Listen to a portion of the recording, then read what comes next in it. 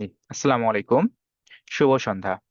Genesis residency কর্তৃক আয়োজিত আজকের এই স্পেশাল লাইভ সেশনে যারা যারা যুক্ত হয়েছেন সকলকে জানাই আন্তরিক শুভেচ্ছা। আমি doctor Abu Salem Musa Sajib, MD resident, general paediatrics, Bangladesh শিশু হাসপাতাল অ্যান্ড ইনস্টিটিউট। আজকে আমাদের এই সেশনের একটি বিশেষ উদ্দেশ্য রয়েছে। এই বিশেষ উদ্দেশ্য নিয়ে আজকে আসলে আমাদের এই সেশনটি করা, যে আমরা জানি যে গত 2 দিন আগে জেএফসিবিএস এর রেজাল্ট পাবলিশ করা হয়েছে। সেখানে অনেকেই আলহামদুলিল্লাহ কৃতিত্বের সাথে উত্তীর্ণ হয়েছেন, অনেকেই হয়তোবা তার কাঙ্ক্ষিত আহ লক্ষ্যে পৌঁছাতে পারেননি। তো রেজাল্টের পরে আমরা কয়েকটা বিষয় খুব বেশি পরিমাণ নোটিশ করেছি, যে অনেকের মধ্যে কিছু বিষয়ে আগ্রহ তৈরি হয়েছে বা অনেক প্রশ্ন তৈরি হয়েছে যে এই এই 5 মাস সময়ের মধ্যে কিভাবে প্রিপারেশন নিলে যে রেসিডেন্সিটা ক্র্যাক করা সম্ভব, অথবা এই 5 মাস সময়টা কি আসলেই এনাফ টাইম যে একটা রেসিডেন্সি প্রিপারেশন নেওয়ার জন্য। যে এই সবগুলো প্রশ্নের অ্যান্সার দেওয়ার জন্য আজকে আমাদের এই সেশনটি, যে 5 মান্থস ফর রেসিডেন্সি চ্যালেঞ্জের জন্য, যে 5 মান্থস ফর রেসিডেন্সি চ্যালেঞ্জ। তো আমাদের এই সেশনের সাথে আজকে আজকে আমাদের সেশনে যুক্ত থাকবেন ডক্টর তাসফিয়া হোসেন আফু, যিনি হচ্ছে এমএস রেসিডেন্ট অপথ্যালমোলজিতে আছেন, বাংলাদেশ মেডিকেল ইউনিভার্সিটি। আমাদের গেস্ট হিসেবে থাকবেন ডক্টর ফয়সাল রাহাত ভাই, এমডি। তুমি আমারটা পড়ছো? তাহলে এখন আমি কি করব?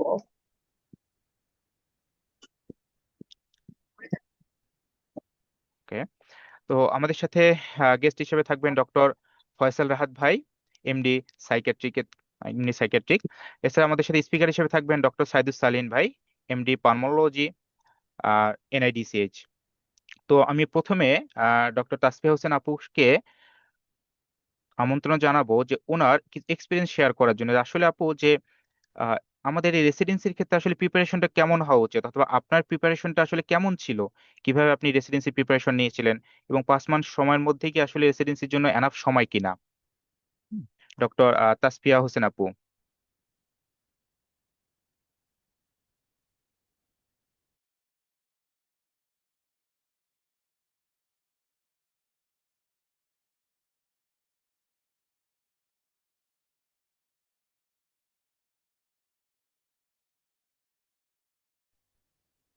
আসসালামু আলাইকুম।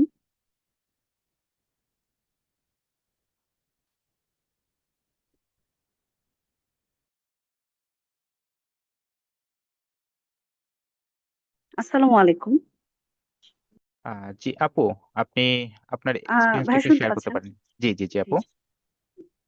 জি জি। আসসালামু আলাইকুম, আমি ডক্টর সাফিয়া হোসেন, এমএস পেজে রেসিডেন্ট, বাংলাদেশ মেডিকেল ইউনিভার্সিটি। আমি আজকে আমার রেসিডেন্সি যে 5 মান্থের যে জার্নি, সেটা নিয়ে কথা বলবো। আমার রেসিডেন্সি সময়কাল অ্যাকচুয়ালি 5 মাসই ছিল।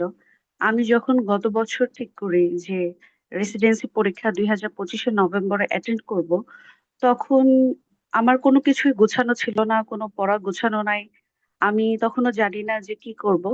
রেসিডেন্সির জন্য আমি তারপরে একটা লং ব্যাচে যখন ভর্তি হই, তখন ভর্তি হবার পরদিন থেকে আমাদের এখানে ক্লাস শুরু হয়। প্রতিদিন একটা করে শীট পড়াচ্ছে, পরের দিন তার পরীক্ষা। এত অল্প সময়ে দেখা যাচ্ছে যে পুরো শীটটা পড়ে এসে পরীক্ষা দিচ্ছি। আমার নাম্বারটা মোটামুটি আসতেছে, আহ আশানুরূপ আসতেছে না। যখন দেখতেছি যে আমার সাথের জনের অনেক নাম্বার আসতেছে, আমার নাম্বারটা সেই পরিমাণ আসতেছে না, তখন দেখা যাচ্ছে ভিতরে কিছু হতাশা কাজ করছিল। তাই যখন আমার মেন্টরদের আমি সাহায্য নিলাম, তখন তারা আমাকে বলল যে প্রতিদিন যখন আমরা শীটগুলা পড়ার সাথে যেন আমি লাস্ট আওয়ারটা সলভ করি। লাস্ট আওয়ারটা সলভ করলে সাথে আমার যেমন পড়াটা আহ হয়ে যাবে, সেই সাথে লাস্ট আওয়ার সলভের মাধ্যমে আমি কোশ্চেন কেমন আসতেছে, আমার প্র্যাকটিসের ব্যাপারটা, সেটাও আমি দেখতে পারবো। তো এটা ছাড়াও আমার যেটা সমস্যা হয়েছিল, সেটা হচ্ছে টাইম ম্যানেজমেন্ট। আমার ক্ষেত্রে দেখা গিয়েছে প্রথমে কোচিং এ যখন আসতেছি, পরীক্ষা দিচ্ছি, তখন দেখা যাচ্ছে লাস্টের 5 থেকে 6টা কোশ্চেন আমি না পড়েই দাগিয়ে দিচ্ছি, বা হচ্ছে 5 থেকে 6টা কোশ্চেন আমি পড়ার মতো সময়ই পাচ্ছি না। জাস্ট কোশ্চেন দেখতেছি, অপশনই দেখতে পাচ্ছি না, দাগিয়ে দিচ্ছি। সেই সমস্যাটা নিয়েও যখন ভাইয়াদের সাথে আমরা কথা বললাম, আমাদের মেন্টরদের সাথে আমরা কথা বললাম, তারা আমাদেরকে এভাবে বললো যে রেসিডেন্সি পরীক্ষার যেই 3 ঘন্টা সময় থাকে, যে প্রশ্নগুলো থাকবে এর মধ্যে আমাদেরকে 920টা কোশ্চেনের মানে বৃত্ত ভরাট করতে হবে। সেই ক্ষেত্রে আমাকে যদি প্রতিদিন আমরা পরীক্ষা না দিই, বা প্রতিদিন আমরা প্র্যাকটিসের মধ্যে না থাকি, তাহলে সেই রিফ্লেক্সটা আমাদের আসা সম্ভব না। যে প্রতিদিন আমরা কিভাবে প্র্যাকটিস যদি না করি, আমাদের পরীক্ষার হলে গিয়ে আমরা দেখা যাবে এই 920টা গোলা ভরাট করতে পারছি না। তো এভাবে ভাইয়াদের এই কথা শুনে আমরা প্রতিদিন দেখা যাচ্ছে যে প্রতিদিনের পরীক্ষা অবশ্যই প্রতিদিন দেওয়ার চেষ্টা করেছি। এবং সেই সাথে সলভ ক্লাস আমাকে অনেক হেল্প করেছে। সলভ ক্লাসের হেল্পটা হচ্ছে যে কোনো যখন কোশ্চেনে সমস্যা থাকতো, শুধু সেই কোশ্চেনও না, এছাড়াও পড়ার মধ্যে যদি কোনো সমস্যা থাকতো, সলভ ক্লাসে আমি বললে দেখা যেত যে ভাইয়ারা আমাকে সলভ করে দেওয়ার চেষ্টা করতো। এভাবে করে যখন প্রথম 3 মাস চলে গেল, যেহেতু আমি শেষের 5 মাসের কথা বলতেছি, তারপরে আমি আমাদের এখানে কোচিং এ ফ্রি মকের ব্যবস্থা আছে জেনেসিসে। সেই ফ্রি মকটা দেয়া যখন হচ্ছিল, তখন আমাদের কারোরই সিলেবাস শেষ হয়নি। মানে রিভিশন আমরা তো কেউই দিইনি। তখন অনেকেই বলেছে এক্সাম দিবে কি দিবে না, কিন্তু আমার তখন মনে হয়েছিল যে আমি যতটুকুই পড়েছি এক্সামটা দেওয়া উচিত।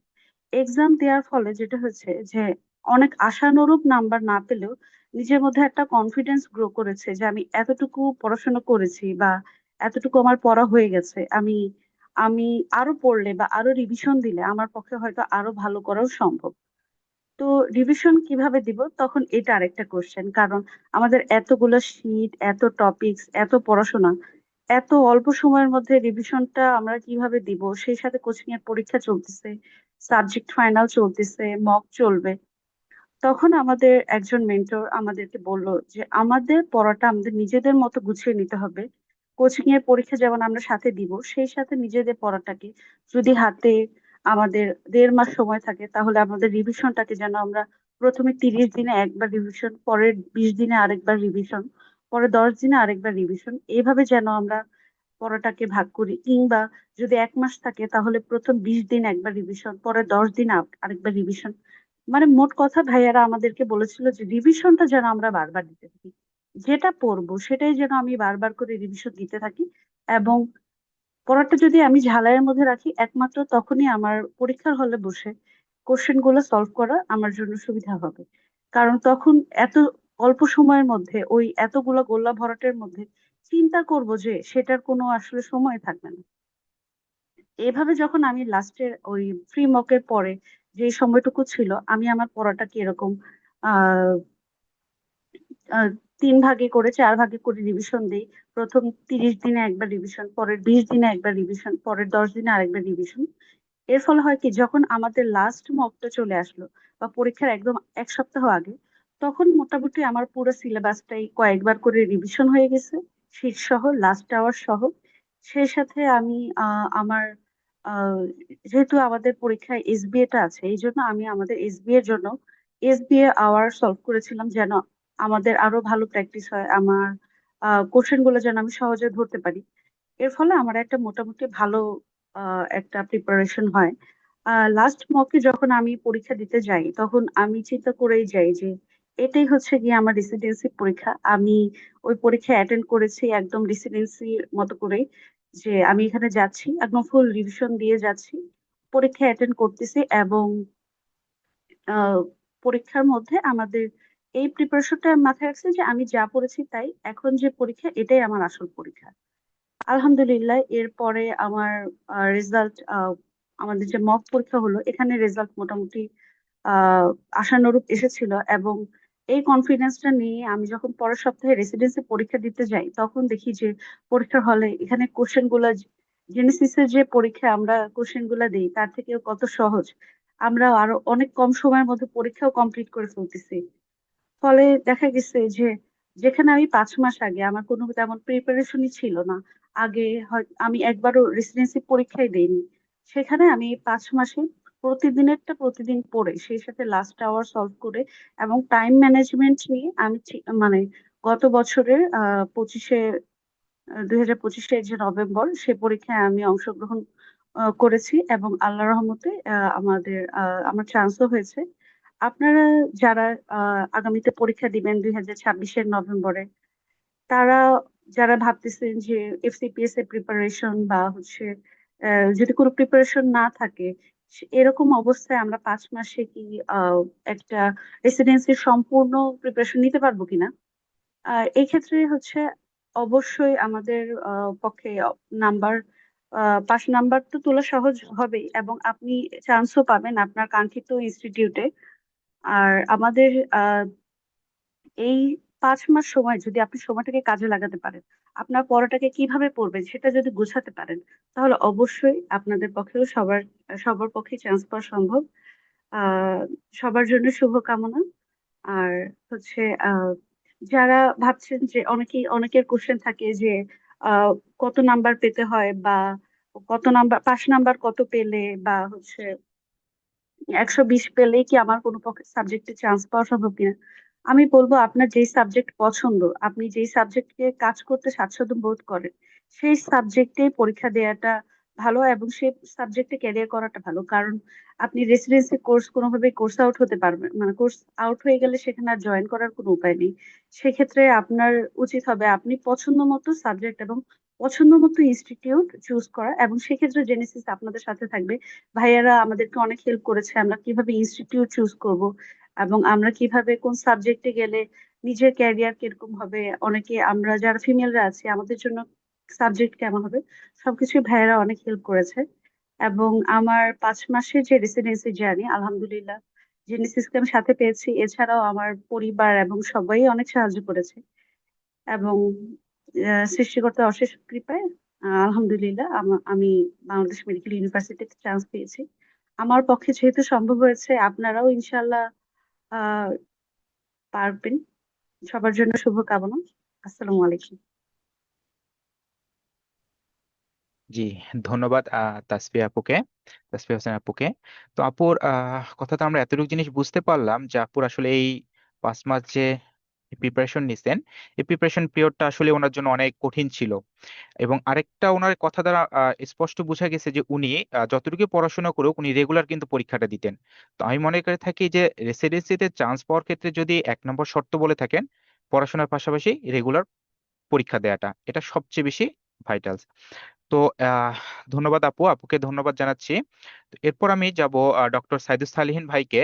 তিনি এমডি রেসিডেন্ট পালমোলজি এনআইডিসিএইচ এ আছেন। তো ভাইয়ের কাছে আমার একটা প্রশ্ন থাকবে যে ভাই আসলে এই 5 মাসে সময়টাতে যে আমাদের রেসিডেন্সিটিকে কেউ যদি ক্র্যাক করতে চায় তাহলে তার পড়াশোনার রোড ম্যাপটা কিরকম হবে, কোন কোন স্ট্র্যাটেজিতে তার আসলে পড়াশোনাটা করা উচিত, তো এই বিষয়ে যদি কিছু বলতেন ডক্টর সাইদুস সালিন ভাই। আসসালামু আলাইকুম। আহ, সবাইকে স্বাগত জানাচ্ছি আজকের এই প্রোগ্রামে। আমার স্লাইডটা দেখা যাচ্ছে কিনা একটু কাইন্ডলি জানাবেন। আমার জি, স্লাইড দেখতে পাচ্ছেন কিনা এবং কথা শোনা যাচ্ছে কিনা? জি হ্যাঁ দেখা জি স্যার। যাচ্ছে। ভাইয়া, স্লাইড দেখা যাচ্ছে, হ্যাঁ, শোনা ঠিক যাচ্ছে। আছে, ধন্যবাদ। আজকে আসলে আমরা এমন একটা সময়ে এসে দাঁড়িয়েছি, আমাদের প্রোগ্রামটা হচ্ছে যে সামনের 5 মাসের মতো সময় আছে, এবং 5 মাসের মতো সময়ে আমরা রেসিডেন্সি প্রিপারেশনটা নিতে পারবো কি না বা কিভাবে নিব। আমি একটু আগে একটা হিসাব করছিলাম যে আমাদের ইউজুয়ালি প্রোগ্রাম মানে রেসিডেন্সি পরীক্ষা যখন হয়, সেই ইউজুয়াল টাইমটা যদি ধরি, সেই টাইমটা ধরলে আমাদের পরীক্ষার জন্য আর সময় বাকি আছে হচ্ছে মোটামুটি 160 দিন। সো এই 160 দিনে কিভাবে আমরা প্রিপারেশন নেব সেটা নিয়ে আজকে একটু কথা বলার চেষ্টা করব। আমি doctor Saidus Salehin, pulmonology resident. আমাদের আহ, আমার আজকের স্লাইডে শুরুর কথাগুলো হচ্ছে থাকবে কিছুটা একদম বিগিনারদের জন্য, কারণ আমি জানি যে আজকের প্রোগ্রামে অনেকে আছেন যারা কোনোদিন রেসিডেন্সি পরীক্ষা দেননি, এইবারই জীবনের প্রথম রেসিডেন্সি পরীক্ষা দিবেন, বা রেসিডেন্সির প্রতি আগ্রহ ওনার এইবারই প্রথম আসলো। সো তার জন্য আমার প্রথম দিকের কিছু কথা 2-4 মিনিট একটু বিগিনারদের জন্য, দেন আমরা প্রিপারেশনে ঢুকে যাব। আমরা জানি যে আমাদের এই যে রেসিডেন্সি কোর্স, এটা বিএমইর আন্ডারে একটা কোর্স। এখান থেকে আমাদের যে ডিগ্রিটা দেওয়া হয় সেটা হচ্ছে আইদার এমডি অথবা এমএস। আমাদের এই পরীক্ষা দেওয়ার আগে সবার প্রথমে যে জায়গাটা কনফিউশন ক্লিয়ার করে নিতে হবে সেটা হচ্ছে আমার ফ্যাকাল্টি। অনেকে এসে বলবেন যে ভাই আমি তো এফসিপিএস দিয়েছি গাইনিতে, তো আমি গাইনিতে রেসিডেন্সি দিতে চাই, এখন আমার কি পড়তে হবে, গাইনি থেকে কতটুকু পড়তে হবে, সার্জারি থেকে কতটুকু পড়তে হবে। অনেকে বলবেন যে ভাই আমি নিউরো সার্জারিতে দিতে চাই, অর্থোপেডিকে দিতে চাই, অপথ্যালমোলজিতে দিতে চাই। অথবা এসে বলবেন ভাই আমি যখন পার্ট 1 পড়েছি ডার্মাটোলজিতে, ওইখানে তো আমার অনেক কিছু ভিন্ন জিনিস পড়তে হয়েছে, আমি এখন ডার্মাটোলজিতে এমডি দিব, আমার এখন কি পড়তে হবে। তাদের সবার জন্য প্রথম স্লাইডের এই কথাগুলো, যে আমাদের রেসিডেন্সি পরীক্ষা মেইনলি হয় 4টা ফ্যাকাল্টিতে। একটা হচ্ছে মেডিসিন এবং তার ব্রাঞ্চগুলো, 2 হচ্ছে সার্জারি এবং তার ব্রাঞ্চগুলো, 3 পেডিয়াট্রিক্স এবং তার ব্রাঞ্চ, 4 হচ্ছে বেসিক এবং তার ব্রাঞ্চ। সো ডার্মাটোলজি যেহেতু মেডিসিনের ব্রাঞ্চ, সো ডার্মাটোলজি থেকে শুরু করে ডার্মাটোলজি, কার্ডিওলজি, মানে মেডিসিনের যত ব্রাঞ্চ আপনার চোখে পড়বে, আমি একটু পরে দেখাবো, সবার কোশ্চেন সেম, সবার প্রিপারেশন সেম, সবার স্টাডি ম্যাটেরিয়াল সেম। ঠিক একইভাবে সার্জারি, যারা সার্জারি ফ্যাকাল্টির আন্ডারে পড়বেন, সেটা গাইনি হোক, আমাদের অপথলমোলজি হোক, অটোল্যারিঙ্গোলজি হোক, নিউরোসার্জারি হোক, আরও যে সকল ফ্যাকাল্টি সাবজেক্ট রয়েছে সার্জারি ফ্যাকাল্টির আন্ডারে, তাদের সবার কোশ্চেন সেম, প্রিপারেশন সেম। পেডিয়াট্রিক্সের ক্ষেত্রে একই কথা, বেসিকের ক্ষেত্রেও একই কথা, যে তাদের সবার প্রিপারেশন এবং কোশ্চেনটা সেম। সেই প্রিপারেশন কোশ্চেন কীরকম হবে সেটা আমরা দেখব, তার আগে একটু দেখে নিই। দেখেন, আমাদের পরিচিত যত ধরনের যা সাবজেক্ট আমাদের মেডিসিনে মাথায় পড়ে, সবগুলোই আন্ডারেই মেডিসিন ফ্যাকাল্টি এমডি রয়েছে। ইভেন নতুন করে অ্যাড করা হয়েছে আমাদের ইমার্জেন্সি মেডিসিন, নতুন করে অ্যাড করা হয়েছে জেরিয়াট্রিক মেডিসিন। সো এই যে যত যা ব্রাঞ্চ আমরা দেখছি, সবগুলোতে আপনার এমডি করার সুযোগ রয়েছে, সবগুলোতেই আপনার মেডিসিন ফ্যাকাল্টির যা প্রিপারেশন, ওই প্রিপারেশন নিলেই হয়ে যাবে। এখন যে কথাটা বলবো এটা বেশি ইম্পর্ট্যান্ট। অনেকেরই পছন্দের সাবজেক্ট থাকে হচ্ছে ক্রিটিক্যাল কেয়ার মেডিসিন, পছন্দের সাবজেক্ট রেডিওলজি। নাম আমরা শুনি, নাম শুনে আমাদের কাছে মনে হয় যে এটা তো মেডিসিনের সাবজেক্ট, সো আমার মনে হয় ডেভিডসন পড়লেই হবে। উত্তর হচ্ছে না। এই যে critical care medicine, radiology, anaesthesiology, এগুলোর ডিগ্রি হচ্ছে এমডি, বাট এগুলো সার্জারি ফ্যাকাল্টির আন্ডারে। মানে আপনার পড়তে হবে বেইলি লাব, মানে আপনার সার্জারি ফ্যাকাল্টির আন্ডারে যে প্রিপারেশন, সেই প্রিপারেশন নিতে হবে। সো অন্য যেগুলো আছে এগুলো সব আমাদের সহজ জিনিসই জানা, general surgery, gynae, hepatobiliary, neurosurgery, colorectal, সবগুলো সার্জারির অংশ। সো এই সার্জারির অংশ, এইগুলোর যা ফ্যাকাল্টি রয়েছে, এইটার সাথে এক্সট্রা এই তিনটা আমার জানতে হবে। যে আমার যদি ইচ্ছা থাকে ক্রিটিক্যাল কেয়ার মেডিসিন বা রেডিওলজি বা অ্যানেস্থেসিওলজি, আমার কিন্তু ফ্যাকাল্টি পোর্শনে বেইলি ল্যাব পড়তে হবে, মানে বেইলি ল্যাবের ওই অংশটুকু বা সার্জারি ফ্যাকাল্টির যা প্রিপারেশন, সেটা নিতে হবে। ঠিক একইভাবে দেখেন, সার্জারি ফ্যাকাল্টিতে আরও অনেক সাবজেক্ট রয়েছে, আপনার সব কিছুই জানা পছন্দের সাবজেক্টগুলো রয়েছে। পেডিয়াট্রিক্স ফ্যাকাল্টি, পেডিয়াট্রিক্স ফ্যাকাল্টিতে নিওনেটোলজি, পেডিয়াট্রিক্স থেকে শুরু করে পেডিয়াট্রিক্সে আরও যত ধরনের ব্রাঞ্চ তৈরি করা যায়, মোটামুটি সব ধরনের ব্রাঞ্চেই আমাদের পেডিয়াট্রিক্সে এমডি রয়েছে, এবং এইখানে সবার প্রিপারেশন সেম। একইভাবে বেসিকের সবার প্রিপারেশন এই বায়োকেমিস্ট্রি, ফরেনসিক মেডিসিন থেকে শুরু করে অ্যানাটমি, ফিজিওলজি, ফার্মাকোলজি, সবার সেম প্রিপারেশন নিতে হয়। এখন আমাদের যখন আপনি পরীক্ষা দিবেন, আপনি জেনেসিসে পরীক্ষা দেন বা যেখানে পরীক্ষা দেন, এখানে দেখবেন বেশ কিছু ক্যান্ডিডেট ওয়াইজ ভাগ করা লেখা থাকে। আপনার পরীক্ষা শেষে লেখা থাকে যে আপনার ক্যান্ডিডেট পজিশন এত, আপনার ব্যাচ পজিশন এত, আপনার ফ্যাকাল্টি পজিশন এত। সো আমরা যে যেখানে যেভাবে পরীক্ষা দেয় না কেন, আমার ফোকাস করতে হবে যে আমি কি গভর্নমেন্ট ক্যান্ডিডেট নাকি আমি প্রাইভেট ক্যান্ডিডেট। গভর্নমেন্ট ক্যান্ডিডেট মানে আপনি বিসিএস জব হোল্ডার, আপনি বিসিএসে আছেন, ওইখান থেকে ডেপুটেশন রুল অনুযায়ী আপনি পরীক্ষা দিচ্ছেন। প্রাইভেট মানে যার কোনো গভর্নমেন্ট চাকরিতে নাই তিনি, বা বিসিএসে নাই তিনি। এছাড়া বিএমইউ এবং হচ্ছে ডিফেন্সের যে ক্যান্ডিডেট এগুলো আছে। আমরা আরেকটা বিষয়ে যেটা যাব, যে আমাদের পরীক্ষা সাধারণত নভেম্বরে কখন হয়, উত্তর হচ্ছে নভেম্বরের সেকেন্ড উইক, মানে সেকেন্ড উইকের সেকেন্ড ফ্রাইডেতে। সেকেন্ড ফ্রাইডে এবার পড়েছে 13 তারিখ। ওই হিসাবে বলেছিলাম যে আমাদের পরীক্ষায় আর 160 দিন বাকি, এটা ন্যূনতম সময়। সো এই 160 দিন নিয়ে আমরা প্রিপারেশনের চেষ্টা করব। নতুন একটা জিনিস অ্যাড করা লাস্ট কয়েকটা বছর ধরেই, সেটা হচ্ছে আমরা 7টা জায়গায় চয়েস দিতে পারি। আমাদের বিভিন্ন কোর্সের ক্ষেত্রে যে চয়েসের যেরকম ভেরিয়েশন আছে, আমরা রেসিডেন্সির ক্ষেত্রে আমরা টোটাল 7টা যে কোনো একটা সাবজেক্ট চয়েস করব। লাইক আমি মেডিসিনের ভিতরে আমার এরকম চয়েস থাকা যাবে না যে আমি কার্ডিওলজিতে দিতে চাই বা পালমোনোলজিতে দিতে চাই। আমার আগে ফিক্স করতে হবে আমি মেডিসিনে দেবো, 2 নাম্বার ফিক্স করতে হবে আমি কার্ডিওলজিতে দিব, 3 নাম্বার হচ্ছে এই কার্ডিওলজির ভিতরে যতগুলো জায়গায় যতগুলো ইনস্টিটিউট আছে, এরকম আমি 7টা পর্যন্ত চুজ করতে পারবো, 1 থেকে 7। ওই অনুযায়ী আমার মার্ক অনুযায়ী যেখানে আমার স্যুট করে, সেখানে আমি পড়তে পারবো পরের 5 বছরের জন্য। যেটা মোস্ট ইম্পর্টেন্ট সেটা হচ্ছে এক্সাম প্যাটার্ন। এক্সাম প্যাটার্নটা হচ্ছে 3 ঘন্টার একটা পরীক্ষা, 200 মার্কের পরীক্ষা।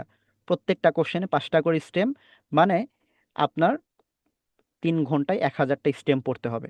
সহজ কথা, যদি আমি বলি যে এফসিপিএস এবং রেসিডেন্সি প্রিপারেশনের মাঝে বেসিক পার্থক্য কী বা এক্সামের বেসিক পার্থক্য কী, উত্তর হচ্ছে রেসিডেন্সি এটা সময়ের সাথে পরীক্ষা। আপনার 3 ঘন্টা সময়, 180 মিনিটে 1000টা স্টেম পড়তে হবে।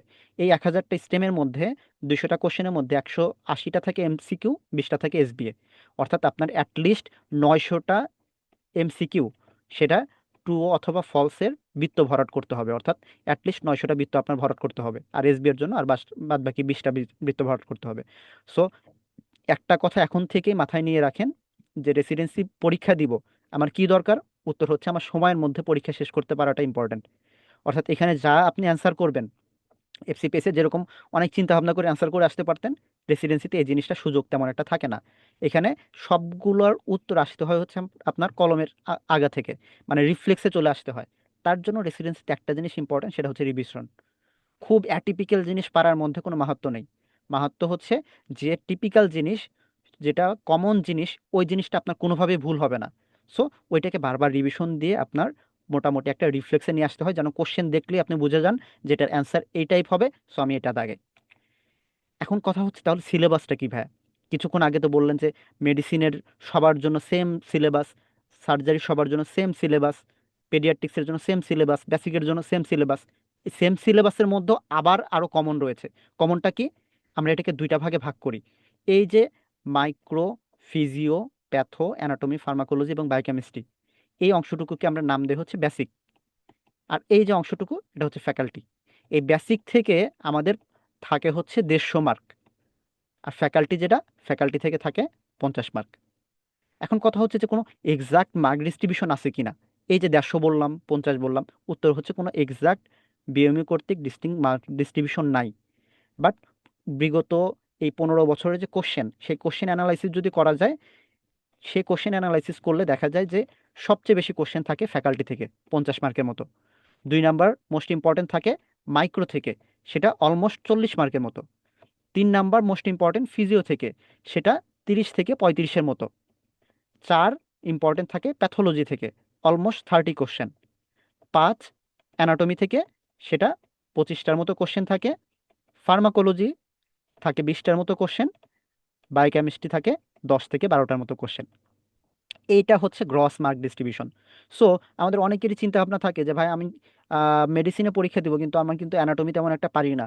শুনছি রেসিডেন্সি চান্স পাইতে হইলে, রেসিডেন্সিতে ভালো মার্ক পাইতে হইলে অ্যানাটমিতে ভালো করতে হয়। উত্তর হচ্ছে এই হচ্ছে আপনার একটা গ্রস মার্ক ডিস্ট্রিবিউশন। আপনি ইজিলি বুঝতে পারছেন যে আপনার কোথায় বেশি গুরুত্ব দিতে হবে।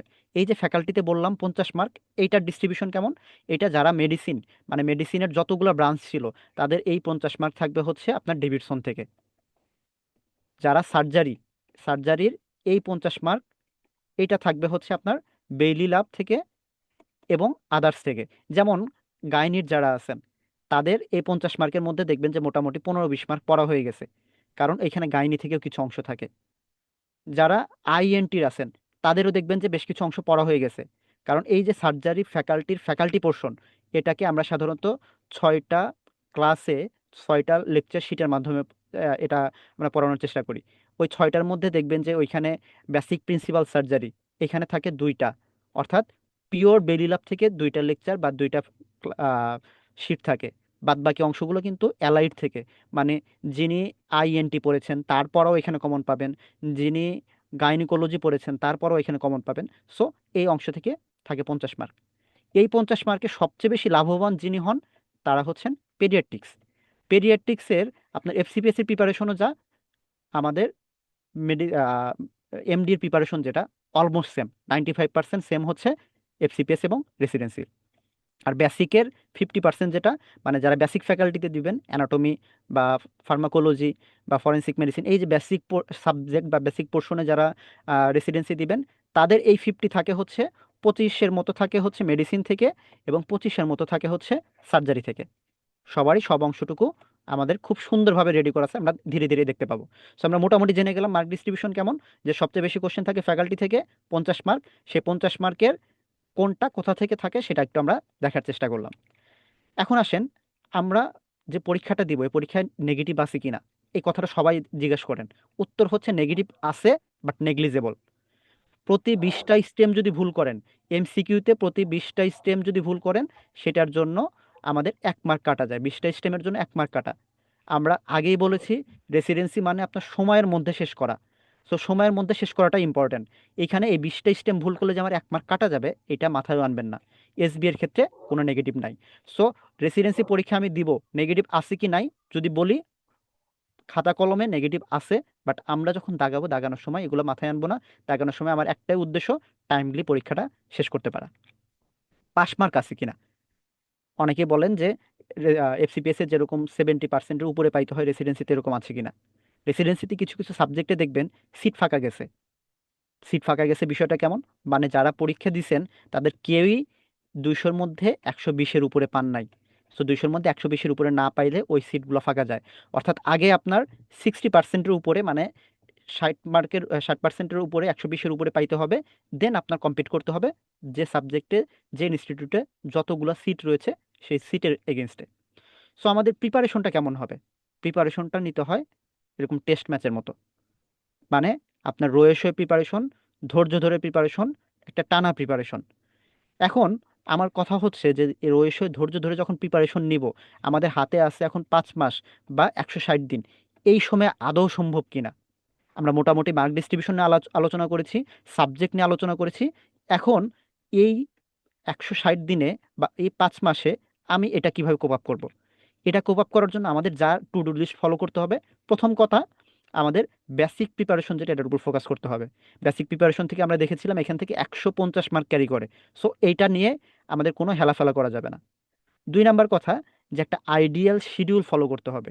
আমার একদিন ভাল লাগলো, আজকে আমার মনে হচ্ছে যে ঠিক আছে, আমার একটা রেসিডেন্সিতে ঢোকা দরকার, আমার ভালো করে এই 5টা মাস ইউজ করা দরকার, সেজন্য আজকে আমি 10 ঘন্টা 12 ঘন্টা বা সারা রাত পড়ে ফেললাম, পরের 1 সপ্তাহ খবর নেই। এইটা না করে একটা আইডিয়াল শিডিউল ফলো করা, যে আমি যেহেতু বেসিকের 150-এ ভালো গুরুত্ব দিব, সো কতদিনে কোন অংশটা পড়বো। 3 নাম্বার কথা যেটা যেটা খুব বেশি ইম্পর্ট্যান্ট, সেটা হচ্ছে একটা স্ট্যান্ডার্ড এক্সাম মেনটেন করা। কারণ একটা স্ট্যান্ডার্ড এক্সামের আন্ডারে যদি আপনি পরীক্ষা না দেন, তাহলে আপনার অবস্থা কেমন এটা আপনি বুঝতে পারবেন না। আপনার মনে হচ্ছে যে ঠিক আছে, আমি খুব ভালো করতেছি, আমি অনেক ডিপে পড়তেছি, অনেক ভালো করতেছি। এইখানে কিন্তু আমি বললাম যে এইখানে একটা প্রতিযোগিতার পরীক্ষা। এইখানে আপনার প্রথমে 120-এর উপরে পাইতে হবে। পাওয়ার পরে ধরলাম আপনি রিমাটোলজিতে পরীক্ষা দিবেন, রিমাটোলজিতে সিট আছে 8টা। সো আপনার সহজ কথায় 1 থেকে 8-এর মধ্যে থাকতে হবে। এখন এমনও হতে পারে যে 150 পেয়েও আপনি 1 থেকে 8-এর মধ্যে থাকতে পারেন, আবার কোনো বছর সেটা হয়তো 135 পেয়েও 1 থেকে 8-এর মধ্যে থাকতে পারেন।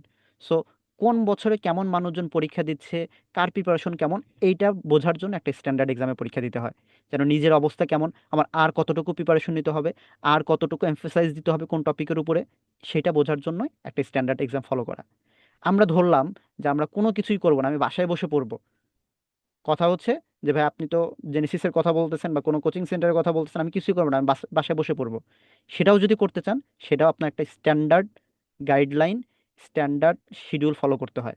সেই শিডিউলটা আমরা যদি চিন্তা করি যে আমরা কীভাবে ফলো করতে পারি, আমি কারোর হেল্প নেব না, সেই শিডিউলটা হচ্ছে এই শিডিউল। এখন জুন মাস চলে, জুন থেকে অগাস্ট পর্যন্ত এই যে বেসিক সাবজেক্টের 150 মার্ক আপনার ভালো করে পড়ে শেষ করতে হবে।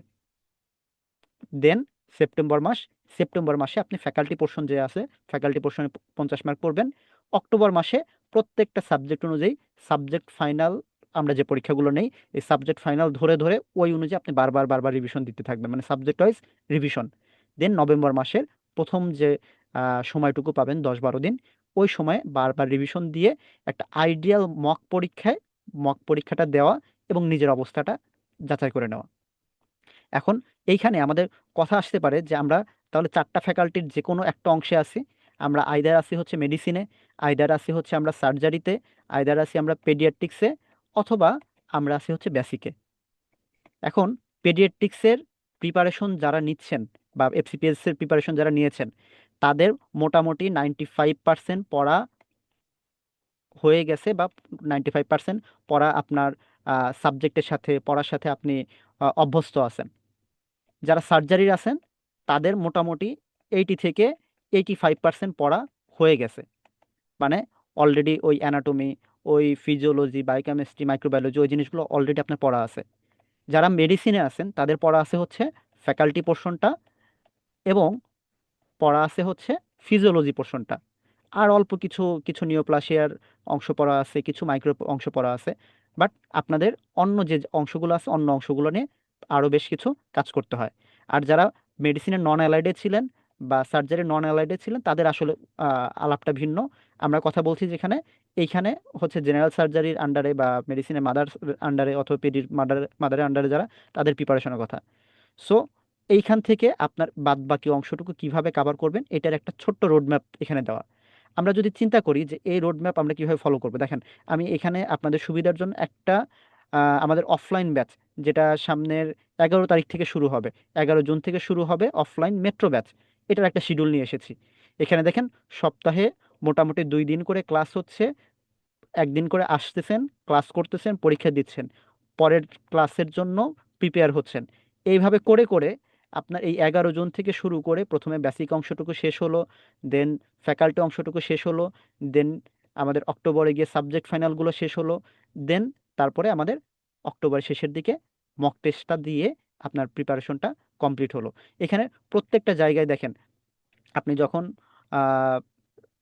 ইগুলা পড়ছেন, মানে বেসিকের অংশটুকু পড়ছেন, প্রত্যেকটা শেষে একটা রিভিউ এক্সামের সুযোগ আছে। মানে আপনার একটা জায়গা মোটামুটি 3 থেকে 4 বার পড়া হয়ে যাচ্ছে, এবং আলটিমেটলি মকে এসে আপনার ফাইনাল ডিভিশনটা হচ্ছে, এবং এই ফাইনাল ডিভিশনের মাধ্যমে আপনার যে প্রিপারেশন, এই প্রিপারেশনটা পাকাপোক্ত হচ্ছে। সব কথা শেষ কথা যেটা, যে আপনার যে কাজটা অবশ্যই করতে হবে সেটা হচ্ছে বারবার প্র্যাকটিস করা। আপনি যদি প্র্যাকটিস ঠিকঠাক না থাকে, তাহলে আপনি যতই পড়াশোনা করেন, যতই নলেজ গ্যাদার করেন, আলটিমেটলি যেহেতু একটা সিস্টেমের আন্ডারে আপনার পরীক্ষা দিতে হয়, তখন দেখা যাবে যে আপনার ওই একটা আইডিয়াল ওয়েতে প্র্যাকটিস করার অভাবে হয়তো আপনার এত জানাশোনা, এত প্রিপারেশন, অল্প একটা ছোট্ট টেকনিক, ছোট্ট স্ট্র্যাটেজির অভাবে এটা বৃথা যেতে পারে। সো একটা কথাই মনে রাখবেন, যে বারবার প্র্যাকটিস করা, বারবার রিভিশন দেওয়া, এইটার কোনো বিকল্প আসলে নেই। আপনাদের জন্য আমাদের বিভিন্ন ধরনের ব্যাচ রয়েছে।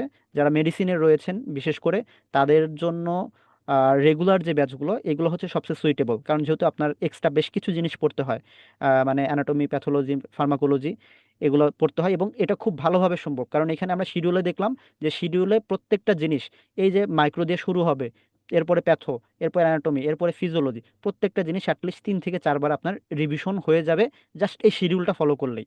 সো মেডিসিনের যারা আছেন তাদের জন্য রেগুলার ব্যাচটা রিকমেন্ডেড।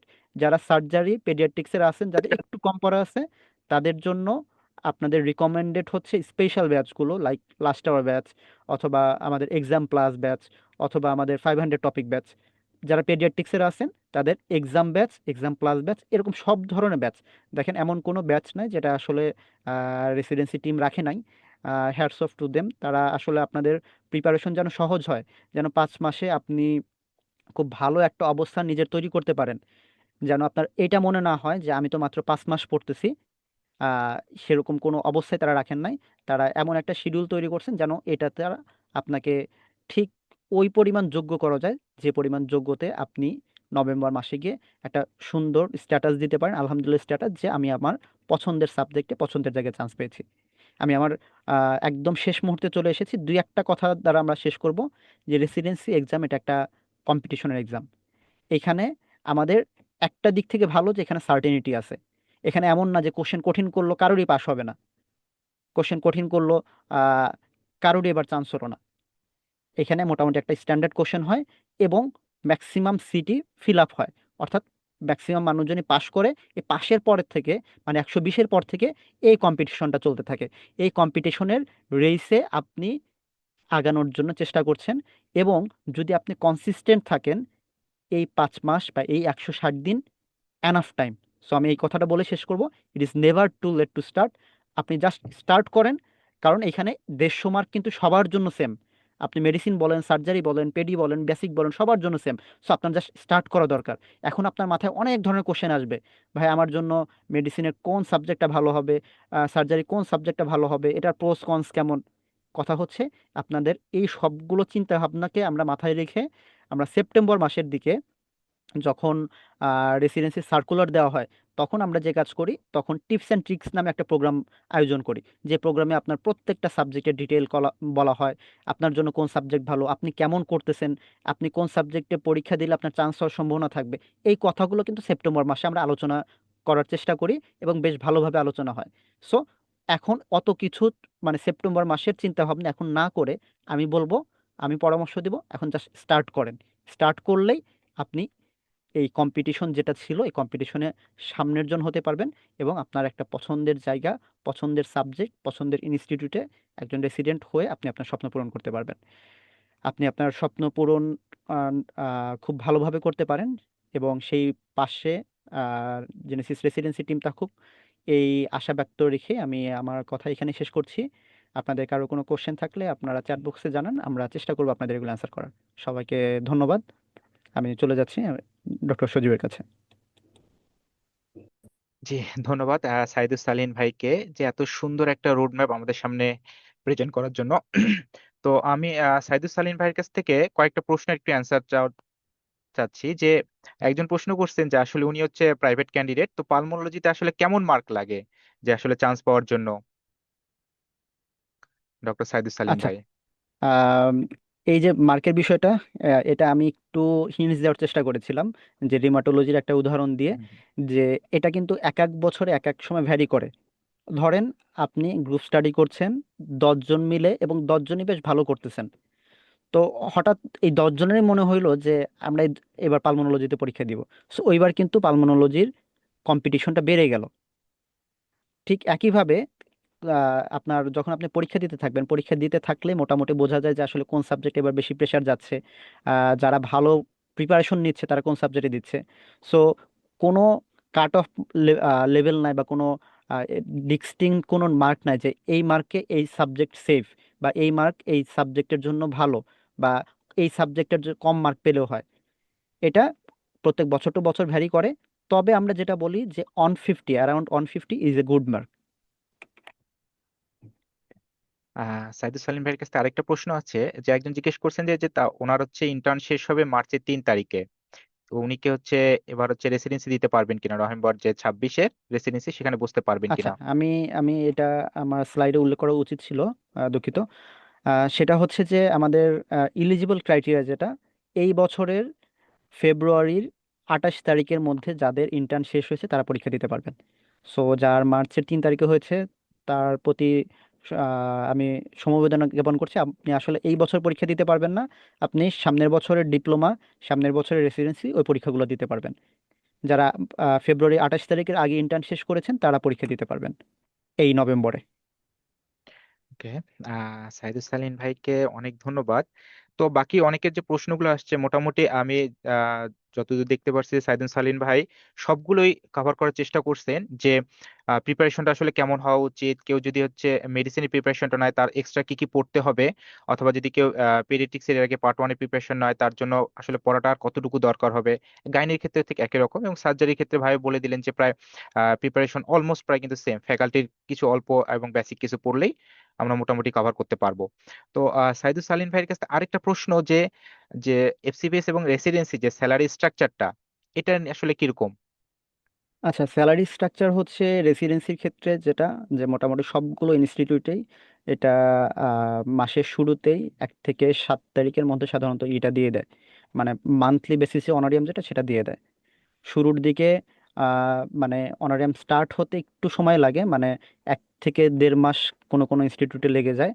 বাট যখন স্টার্ট হয়ে যাবে তখন আপনি আহ, মানে ফেইজে পর্যন্ত টানা যে 2 বছর, টানা 2 বছরের অনারিয়াম আপনি পেতে থাকবেন।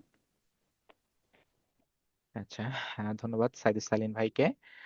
আহ বাকি মোটামুটি আপনারা যে প্রশ্নগুলো করছেন সেক্ষেত্রে দেখা যায় ভাই যে অ্যান্সার গুলো দিছে, হ্যাঁ, অথবা হচ্ছে স্লাইডের মাধ্যমে যেটা শো করছে, মোটামুটি সবকিছু সেখানে আপনারা কিন্তু কভার করে দিচ্ছে। যে আসলে এই 5 মাস 5 মাসকে এনাফ সময় কিনা, যে প্রিপারেশন নেওয়ার ক্ষেত্রে সার্জারি হোক, গাইনির ক্ষেত্রে হোক, হ্যাঁ, মেডিসিনের ক্ষেত্রে। যে ভাই বলে দিচ্ছেন যে মেডিসিনের ক্ষেত্রে একটু হচ্ছে বেশি পরিমাণ এফোর্টটা দিতে হবে, কারণ সেখানে বেসিকটা কম পড়া হয়েছিল, যেখানে এখন রেসিডেন্সি ক্ষেত্রে বেসিকটা আর একটু বেশি পড়তে হবে তার। হ্যাঁ, তো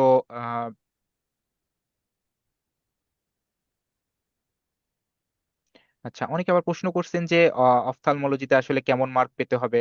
আসলে এটা ভ্যারি করে প্রত্যেক বছরে, ভাই যেটা বলে দিলেন যে প্রশ্ন আসলে প্রশ্নের প্যাটার্ন অনুসারে প্রত্যেক বছর ভ্যারি করে, কিন্তু সব সময় একটা মার্ক কখনো এটা ফিক্সড না। হ্যাঁ, তো ধন্যবাদ সাইদুল সালিন ভাই। আপনারা আপনাদের প্রশ্নগুলো আমাদের লাইভ চলাকালীন সময়ে প্রশ্নগুলো করতে পারেন, অথবা চ্যাট বক্সে আমাদেরকে প্রশ্ন করতে পারেন। বাকি সবকিছুর জন্যই আমরা আমাদের যে সম্মানিত গেস্ট ডক্টর ফয়সাল রাহাত ভাই আছেন, তার কাছ থেকে আমরা কিছু অবশ্যই শুনবো। তো এবার আমি আমন্ত্রণ জানাতে চাই আমাদের সম্মানিত গেস্ট ডক্টর ফয়সাল রাহাত ভাই, এমডি সাইকিয়াট্রি তিনি আছেন।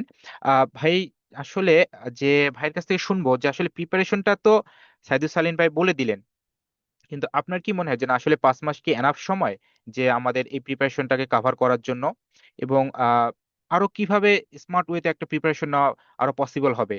যদি আপনি বলতেন আপনার অভিজ্ঞতা থেকে, এত বছর অভিজ্ঞতা, এত বছরে আপনি মেন্টরশিপ থেকে আপনার কি মনে হয় থাকে, ডক্টর ফয়সাল রাহাত ভাই? সালাম আলাইকুম।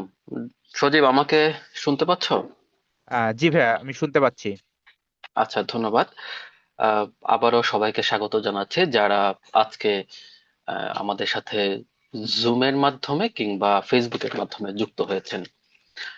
আসলে ডক্টর সালেহিন এত সুন্দর করে আলোচনা করেছেন যে আসলে আগামী দিনগুলোতে কি করতে হবে। আশা করি এর মাধ্যমে সবাই আপনার করণীয়টা বুঝে গেছেন। তারপর আসলে যখন কোনো আমরা নতুন সিদ্ধান্ত নিতে চাই যে আসলে তো আমি পার্ট ওয়ান পড়েছি, আমি কি প্রেসিডেন্সি দেব কিনা, তখন এই ধরনের নতুন সিদ্ধান্ত নিতে আমরা খুব বেশি কনফিউজড থাকি। আমরা আমরা অনেক কল পাচ্ছি, মেসেজ পাচ্ছি যে ভাইয়া পরীক্ষা দেব কিনা আদৌ। আসলে একটি আনসার আমি সবাইকে দিয়ে থাকি, আপনাদেরকেও বলছি যারা আমার সাথে যুক্ত আছেন, যে বর্তমান যে সময় খুবই কম্পিটিটিভ, প্রশ্নের প্যাটার্ন চেঞ্জ হচ্ছে, পার্ট ওয়ানের রেজাল্ট আশানুরূপ হচ্ছে না, বা রেসিডেন্সিতেও কম্পিটিশন বাড়ছে। তো এই জন্য যত সিট আমাদের হাতে রয়েছে তার চেয়ে প্রতি বছর অনেক ডক্টর বের হচ্ছেন, ডক্টর যে তৈরি হচ্ছেন তার তুলনায় আমাদের সিট সংখ্যা খুবই নগণ্য, এফসিপিএস এর পাশের সংখ্যাও খুবই নগণ্য। তো এই জন্য কম্পিটিশন বাড়ছে। তো সেই ক্ষেত্রে আমি সবাইকে একটি অনুরোধ করি যে আসলে যে কোনো একটি কোর্সের ওপর ভরসা ভরসা করে থাকবেন না। সম্ভব হলে আপনি পার্ট ওয়ান পরীক্ষা দেবেন, রেসিডেন্সি পরীক্ষা দেবেন, ডিপ্লোমা পরীক্ষা দেবেন। কারণ আপনি জানেন না আপনার কোথায় চান্স হবে। যেটাতে চান্স হবে সেটা আপনি কন্টিনিউ করবেন। অনেক সময় দেখা যাচ্ছে চান্স হয় না, কিন্তু যখন হয় একসাথে কয়েকটা হয়। তো কয়েকটা হওয়া মানে কি, আপনি কয়েকটা পরীক্ষা দিয়েছেন। আপনি যদি পরীক্ষাই না দেন, আপনার হাতে তো একটাই সুযোগ থাকবে, আর একটা সুযোগ মিস হয়ে গেলে নাই, একদম জিরো। এজন্য পরীক্ষাকে ভয় হিসাবে না দেখে পরীক্ষাকে আপনি অপরচুনিটি বা সুযোগ হিসাবে দেখেন, যে আপনার যত পরীক্ষা দেওয়ার অভিজ্ঞতা বাড়বে তত আপনার চান্স পাওয়ার সম্ভাবনা বাড়বে। তার মানে কথা হচ্ছে পরীক্ষা দিবেন। এখন এই পরীক্ষা দিতে গেলে দেখবেন যে অনেককে পাবেন বলবে যে না, তুমি চান্স পাবা না, এই কয়েক মাসের রেসিডেন্সি হবে না, পড়া শেষ হবে না, এরকম অনেক নেগেটিভ কাউন্সিলিং আপনারা পাবেন। তো দয়া করে এসব নেগেটিভ কাউন্সিলিং এ কান দেবেন না। কারণ আমরা মনে করি যারা চান্স পায় তারা আপনাদের মতোই, আপনার আমার মতোই ডক্টর। তারা যদি চান্স পায় আপনি কেন পাবেন না? আপনি একটু হার্ড ওয়ার্ক করলে আপনার পড়াটা গুছিয়ে নিতে তোমার ভাত পারবেন। খাসা ঘুমাইছিল না একটু আমি দিদি সবাই কিছু মিউট ভাব করি করছে প্লিজ, কিনা হ্যাঁ। একটু সবাই মিউট করি। এখন অনেকে 1 বছর ধরে প্রিপারেশন নেন, তাহলে আপনি এই অল্প সময়ে কিভাবে প্রিপারেশন নেবেন? ডক্টর সালেহিন বলেছেন, আমি শুধু আহ 3টা কথা বলবো এই অল্প সময়ের প্রিপারেশনের ক্ষেত্রে, আপনার করণীয় ক্ষেত্রে। একটা হচ্ছে ইম্পর্টেন্ট টপিক গুলো আইডেন্টিফাই করতে হবে, নাম্বার ওয়ান। ঠিক আছে, ইম্পর্টেন্ট টপিক আইডেন্টিফাই করতে হবে, যেহেতু সময় অল্প, আপনাকে সব পড়া যাবে না আপনার দ্বারা। তো কিভাবে ইম্পর্টেন্ট টপিক আইডেন্টিফাই করবেন? 2 ভাবে। একটি হচ্ছে ক্লাসের মাধ্যমে, ক্লাসে মেন্টররা দাগিয়ে দেবেন এটা 5 স্টার, এটা 3 স্টার, এটা 4 স্টার, বা এটা শুধু রিডিং পড়বেন, এটা পড়তে হবে না, এরকম বিভিন্ন ভাবে দাগিয়ে দিবেন। ঠিক আছে, তো সেটার মাধ্যমে আপনারা আইডেন্টিফাই করতে পারবেন কোনটা ইম্পর্টেন্ট। আর কোনটা ইম্পর্টেন্ট সেটি আইডেন্টিফাই করার আরেকটা ওয়ে হচ্ছে লাস্ট আওয়ার এবং এসবিআই আওয়ার, এদের কোশ্চেন সলভ করা। কোশ্চেন যখন সলভ করতে যাবেন, কোশ্চেন গুলা দেখবেন, তখন আপনি বুঝে যাবেন যে কোন টপিক থেকে বেশি কোশ্চেন আসছে। আপনার যদি এমন হয় যে আপনার ক্লাস করতে ভালো লাগে না, আপনি চাইলে লাস্ট আওয়ার এবং এসবিআই আওয়ারের টপিক গুলো দেখে দেখে সেগুলো শিট থেকে পড়ে ফেলতে পারেন। তাহলে আমার প্রথম পয়েন্টটা গেল যে আপনাকে ইম্পর্টেন্ট টপিক আইডেন্টিফাই করে সেগুলো পড়তে হবে। দ্বিতীয় কাজ কি? দ্বিতীয় কাজ হচ্ছে অল্প পড়ে বেশি রিভিশন দিতে হবে। অল্প পড়ে বেশি রিভিশন দিতে হবে। আপনি টপিক সিলেক্টিভ পড়বেন, কিন্তু সেটা বারবার পড়বেন। আপনি আহ, যেমন ধরেন আপনি ক্লাস টেস্টের সময় একবার পড়তে পারেন, সাবজেক্ট ফাইনালের সময় একবার পড়তে পারেন, মক টেস্টের সময় একবার পড়তে পারেন, ফাইনাল পরীক্ষা দেওয়ার আগে আরেকবার রিভিশন দিতে পারেন। তো এরকম যদি আপনি 4-5 বার পড়েন একটা টপিক, আপনার কিন্তু সেটা অনেকটা আয়ত্তে চলে আসবে, আপনার ফাইনাল পরীক্ষায় ভালো করার সম্ভাবনা থাকবে। আর 3 নম্বর যে যে কাজটি করবেন, বেশি বেশি কোশ্চেনের এক্সপোজড হবেন আপনারা। অর্থাৎ আপনারা লাস্ট আওয়ার এসবি আওয়ার যে কোশ্চেন ব্যাংক গুলো আছে সেগুলো তো সলভ করবেন, পাশাপাশি যত বেশি সম্ভব পরীক্ষা দেবেন এবং সেই পরীক্ষার প্রশ্নগুলো সলভ করবেন। ঠিক আছে, তাহলে এই তিনটা কাজ যদি আপনারা মোটামুটি করেন তাহলে আপনাদের একটা ভালো প্রিপারেশন নেওয়া সম্ভব হবে। ঠিক আছে, তো আমি বিস্তারিত আলোচনা তো সালেহিন করেছেন, আমি আর ওদিকে না যাই, আমি অল্পতেই রাখি। তবে আমি আহ কিছু প্রশ্নের উত্তর দিই। ডক্টর সালেহিন অনেকগুলো প্রশ্নের উত্তর দিয়েছেন, তার আমি কিছু ইন্ডিভিজুয়ালাইজড প্রশ্নের উত্তর দিচ্ছি। যেমন ধরেন, অনেকে কোশ্চেন করেছেন, আমি ধরে ধরে উত্তর দিচ্ছি। এফসিপিএস এবং এমএসসি এর প্রিপারেশনের পার্থক্য আছে কিনা ডক্টর সালেহিন বলেছেন যে কোন সাবজেক্টে কত পার্সেন্ট মিল, এটা দরকার নাই উত্তর দেওয়ার। গাইনির ক্ষেত্রে ডক্টর সালিন ফ্যাকাল্টি ওয়াইজ বলেছেন gynae surgery faculty, but gynae part ওয়ানটা একটু আলাদা। তাই গাইনির ক্ষেত্রে আমার রিকমেন্ডেশন থাকবে রেগুলার ব্যাচ। রেগুলার ব্যাচ মানে ইন্টেনসিভ কেয়ার রেগুলার ব্যাচ, যেগুলোতে ডিটেলস পড়ানো হবে। আর যারা একটু বিজি ডক্টর, যে না আমি ডিটেলস পড়তে পারবো না, একটু শর্ট প্রিপারেশন নিতে চাই, তাদের ক্ষেত্রে 500 টপিক ব্যাচ পড়তে পারেন।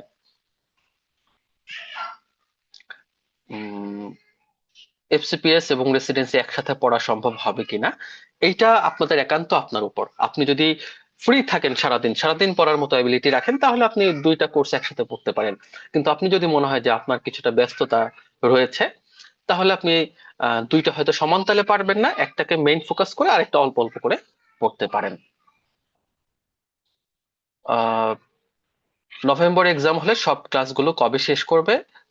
আমাদের অক্টোবরের মধ্যে সবকিছু শেষ হবে, নভেম্বরের প্রথম দিকে মক টেস্ট হবে। উম, আচ্ছা, কোন সাবজেক্টে কতগুলো সিট আছে নাই, এগুলো সিট নিয়ে এখন ভাবার দরকার নাই।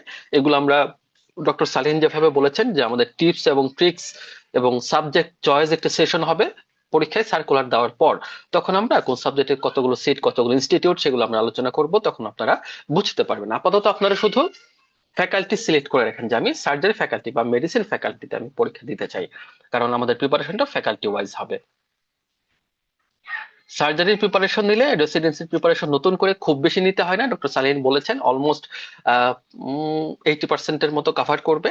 সেই জন্য আপনার ক্ষেত্রে এক্সাম প্লাস ব্যাচটা ভালো হতে পারে। এক্সাম প্লাস মানে কি, আপনি বেসিক সাবজেক্টগুলো এক্সাম দিবেন এবং প্লাস মিনস ফ্যাকাল্টি গুলো ক্লাস করবেন। বেসিক সাবজেক্ট এক্সাম এবং সলভ ক্লাস, এবং ফ্যাকাল্টিটা এক্সট্রা ক্লাস থাকবে, কারণ আপনার রেসিডেন্সির জন্য কোন ফ্যাকাল্টি কোন টপিক কতটুকু লাগবে সেটা আপনাকে জানতে হবে। এই জন্য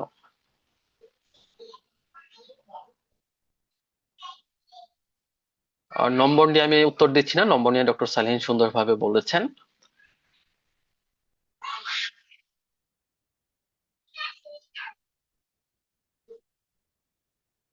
আপকামিং এফসিপিএস ডিসেম্বর 26-এর জন্য প্রিপারেশন নিতে কোন ব্যাচ ইফেক্টিভ হবে? কম্বাইন্ড। আচ্ছা, কম্বাইন করবেন কিনা এটা বলেছি যে আপনার যদি পড়ার মতো হিউজ টাইম হাতে থাকে তাহলে কম্বাইন, আর যদি মনে হয় যে না আমার হিউজ টাইম না, আমার পড়াশোনার পাশাপাশি টুকটাক কাজ করতে হয়, সময় দিতে হয়, আপনি একটাকে ফোকাস করবেন আর একটাকে সেকেন্ডারি হিসেবে ধরবেন।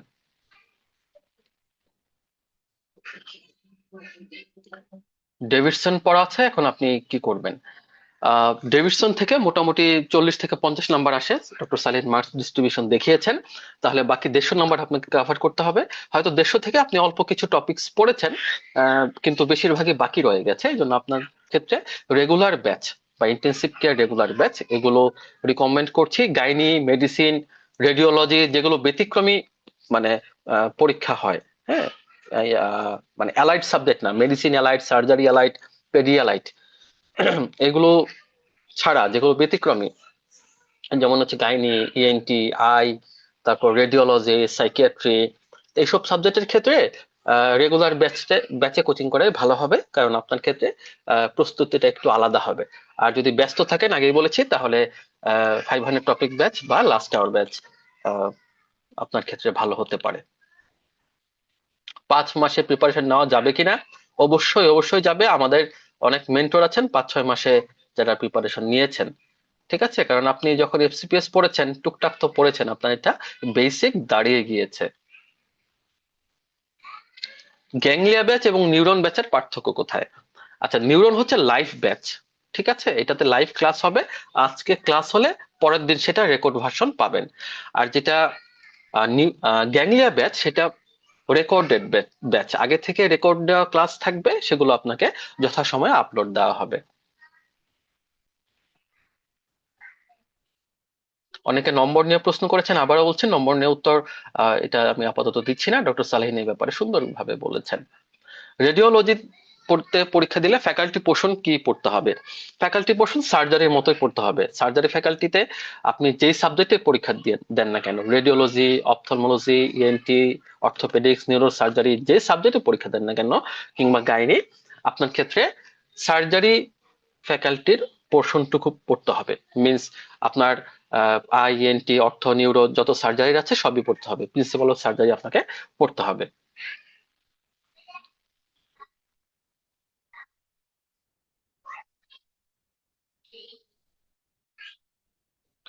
রেডিও ফিজিক্স থেকে কোশ্চেন আসবে কিনা জিজ্ঞেস করেছেন না, রেডিও ফিজিক্স থেকে কোনো কোশ্চেন আসবে না। সার্জারি রিলেটেড যেই কোশ্চেন গুলো, সরি, যেই টপিক গুলো রয়েছে সেগুলো থেকে প্রশ্ন আসবে।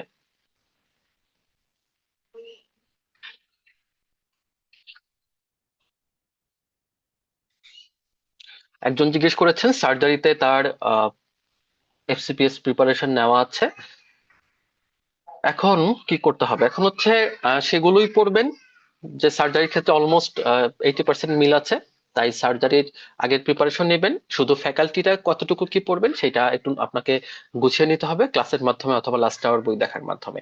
এবং শীটের বাইরে আপনি লাস্ট আওয়ার, এসবিএ আওয়ার, এই দুইটা বই পড়বেন।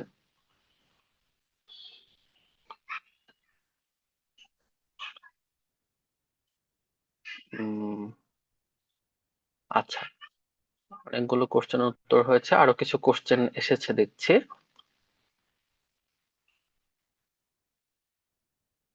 যারা কম্বাইন ব্যাচে ভর্তি আছেন তাদের আবার ভর্তি হলে, না, যারা কম্বাইন ব্যাচে আছেন তাদের নতুন করে ভর্তি হওয়ার প্রয়োজন নাই, কারণ আপনার কম্বাইন মানে আপনি অলরেডি এফসিপিএস এবং রেসিডেন্সির দুইটাই আহ, মানে দুইটার কারিকুলামই আপনি পড়ছেন, নতুন করে দরকার নাই। ফার্স্ট টাইম পরীক্ষা দিচ্ছেন, আগে প্রিপারেশন নেননি, এরকম ক্ষেত্রে কোন ব্যাচ ভালো হবে আপনারা প্রশ্ন করেছেন। এরকম ক্ষেত্রে রেগুলার ব্যাচ, আমাদের অনলাইন অফলাইন দুই ধরনের রেগুলার ব্যাচই আছে, আপনারা যে কোনো একটাই করতে পারেন। আবার অনলাইন ব্যাচ দুই ধরনের আছে, একটা হচ্ছে লাইভ, একটা হচ্ছে রেকর্ডেড। আপনি যদি এমন হন যে না প্রতিদিন একই সময়ে আপনি লাইভ ক্লাস করতে পারবেন, ঠিক আছে, যে 2:30টায় ক্লাস হবে, 2:30টা থেকে 8টা পর্যন্ত ক্লাস চলবে, সাপোজ আপনি এই সময়টা ফ্রি থাকবেন, লাইভ ক্লাস লাইভে করতে পারবেন, তাহলে লাইভ ক্লাসটা বেটার, কারণ এখানে কোশ্চেন করার সুযোগ থাকে। আর যদি এমন হয় যে না আপনার লাইভ ক্লাস করার সুযোগ নাই, আপনি অনেক ব্যস্ত, বারবার উঠে যেতে হয়, সেই ক্ষেত্রে আপনি রেকর্ডেড ক্লাসগুলো করবেন, রেকর্ডেড ব্যাচে আপনি যুক্ত হবেন। অনলাইন ব্যাচ গুড হবে কিনা, অনলাইন ব্যাচ গুড, কিন্তু অফলাইন ব্যাচ বেটার, এটা আমরা মনে করি।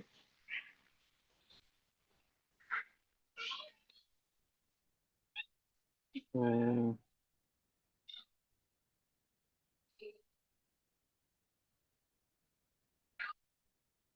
এফসিপিএস সার্জারি প্রিপারেশন নেওয়া আছে, এখন কোন ব্যাচে যাবেন? হ্যাঁ, এটা তো বললাম, আপনার ক্ষেত্রে এক্সাম প্লাস ব্যাচ অথবা exam batch with solve class, এই ব্যাচগুলো আপনার ক্ষেত্রে ভালো হবে।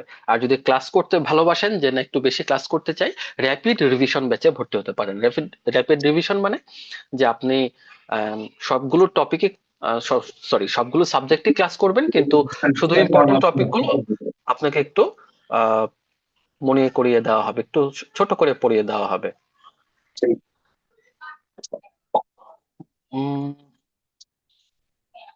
রেডিওলজিতে পার্ট 1 এর ক্লাস করা আছে, আর ক্লাস করার দরকার আছে কিনা? হ্যাঁ, দরকার আছে আপনার, কারণ রেডিও ফিজিক্স বা এই ধরনের ব্যাপারগুলো আসবে না।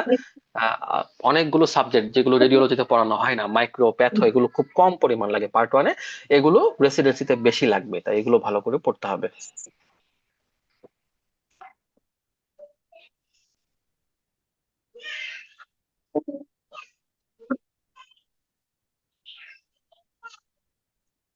রেসিডেন্সি ব্রাঞ্চের জন্য ভালো নাকি মেইন সাবজেক্টের জন্য? মেডিসিন ফ্যাকাল্টি ভালো খারাপ বলতে কিছু নাই, তবে সাধারণত যারা ব্রাঞ্চে কেরিয়ার করতে চান তারা সবাই, মানে সবাই বলতে না, ম্যাক্সিমাম সবাই আর কি রেসিডেন্সি পরীক্ষা দেন। ঠিক আছে, এই ট্রেন্ডটা বাংলাদেশে আছে, এবং পাস সেটও ব্রাঞ্চের ক্ষেত্রে পাস সেট এফসিপিএস এর তুলনায় রেসিডেন্সি বেটার এখন পর্যন্ত।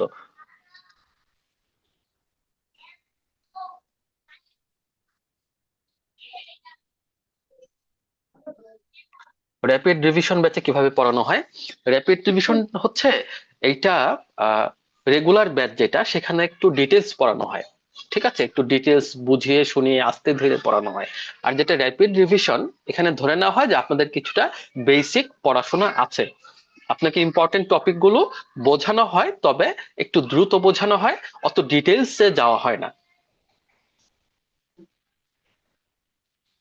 ম্যাক্সিমাম কত আওয়ার পড়া উচিত, এটা আসলে ভ্যারি করে, কারো ক্ষেত্রে 5 ঘন্টায় যে পড়া হয়, আবার কারো ক্ষেত্রে সেই পড়া শেষ করতে 15 ঘন্টা সময় লাগে। তো আপনার ক্ষেত্রে কতটুকু লাগবে আপনি জানেন। তবে আমার কথা হচ্ছে, ঘন্টা হিসাব না করে আপনি সারাদিনে হায়েস্ট যতটুকু পড়ায় সময় দিতে পারেন সেটা ট্রাই করবেন না। এমন যদি হয় যে আপনার 8 ঘন্টায় পড়া মনে হচ্ছে শেষ, কিন্তু আপনার পড়ার সুযোগ আছে 10 ঘন্টা, আপনি 10 ঘন্টায় পড়বেন, 8 ঘন্টা পরে থেমে যাবেন না, কারণ এই 2 ঘন্টা পরিশ্রমের কারণেই হয়তোবা আল্লাহ তাআলা আপনাকে চান্সটা দিয়ে দিবেন। আল্লাহ তো শুধু পড়াশোনাই দেখেন না, উনি দেখেন যে কে কেমন ট্রাই করছে, কার কেমন এফোর্ট দেওয়া হচ্ছে, এই জিনিসগুলো দেখেন, ঠিক আছে।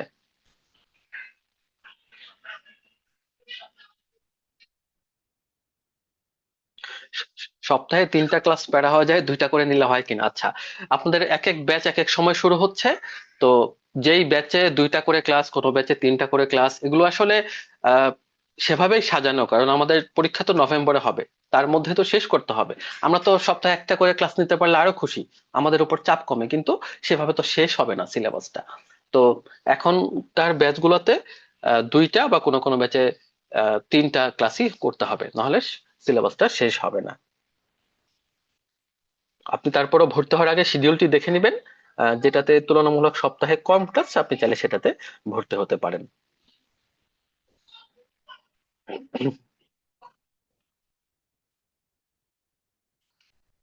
পেডিয়াট্রিক্স এর পার্ট 1 হয়েছে এবং প্রিপারেশন নেওয়া আছে। আপনার ক্ষেত্রে কোন ব্যাচ? আপনার ক্ষেত্রে exam batch with solve class অথবা exam plus batch.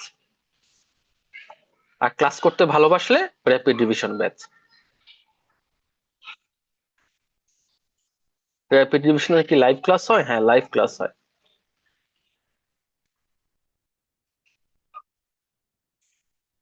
Government job করেন, সেই ক্ষেত্রে 5 মাসে কিভাবে সিলেবাস শেষ করবেন? আপনি গভর্নমেন্ট জব করেন বা অন্য কোনো জব করেন, আপনি জবে আছেন মানে আপনি ব্যস্ত, সেই ক্ষেত্রে 5 মাসে আপনাকে একটু টেকনিক্যালি পড়তে হবে।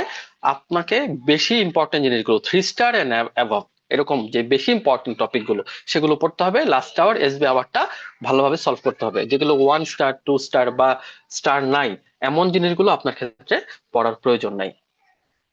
এবং লাস্ট আওয়ার, আবারও বলছি, লাস্ট আওয়ার, এসবি আওয়ার শুধু কোশ্চেন সলভ না, এক্সপ্লেনেশন সহ এগুলো দেখবেন। এখান থেকে যদি আপনি ভালোভাবে দেখেন, অনেকগুলো অ্যান্সার করতে পারবেন।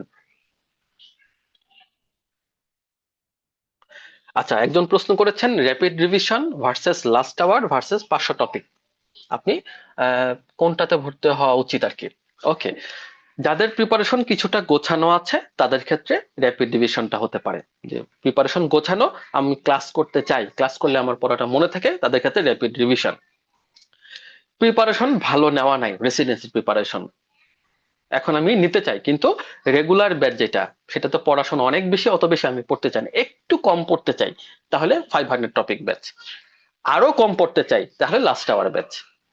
ঠিক আছে, আবারও বলছি, আপনার প্রিপারেশন ভালো নেওয়া আছে, তাহলে এক্সাম ব্যাচ বা এক্সাম প্লাস ব্যাচ। একটু ক্লাস করতে পছন্দ করি, rapid revision batch.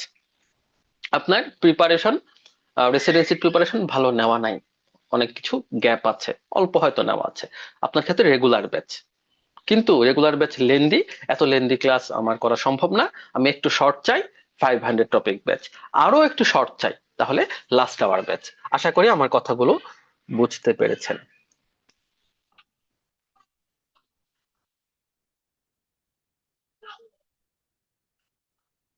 Gynae, faculty, FCPS আর রেসিডেন্সি পার্থক্য কি? হ্যাঁ, এফসিপিএস রেসিডেন্সি বেশ পার্থক্য আছে। সেই ক্ষেত্রে গাইনি এফসিপিএস এর ক্ষেত্রে ক্লিনিক্যাল অংশটুকু বেশি পড়তে হয়, কিন্তু রেসিডেন্সির ক্ষেত্রে বেসিক গুলো বেশি পড়তে হয়। এই বেসিক গুলো এখন আপনাকে একটু নতুন করে পড়তে হবে।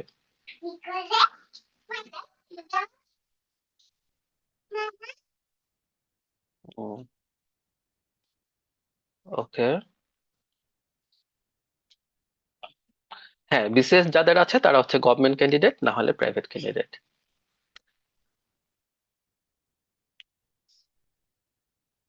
ওকে, মোটামুটি। আচ্ছা, হ্যাঁ, গভর্নমেন্ট এবং নন গভর্নমেন্ট বলতে কি বোঝান? আমি আমি তো বলেই দিলাম এটার উত্তর। মোটামুটি বোধহয় ম্যাক্সিমাম উত্তর চলে এসেছে। আমি এক এক করে ম্যাক্সিমাম উত্তর দেওয়ার চেষ্টা করেছি, হয়তো কারো কারো ক্ষেত্রে মিস হয়ে গেছে।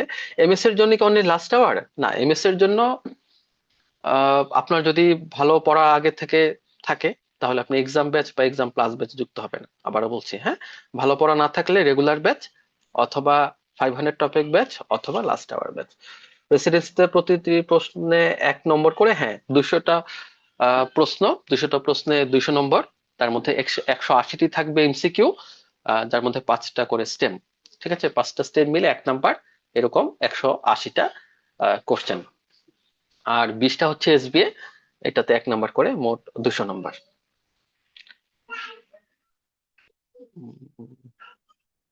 আচ্ছা, সবাই লাস্ট আওয়ার সলভ করবেন এবং এসবি আওয়ার সলভ করবেন।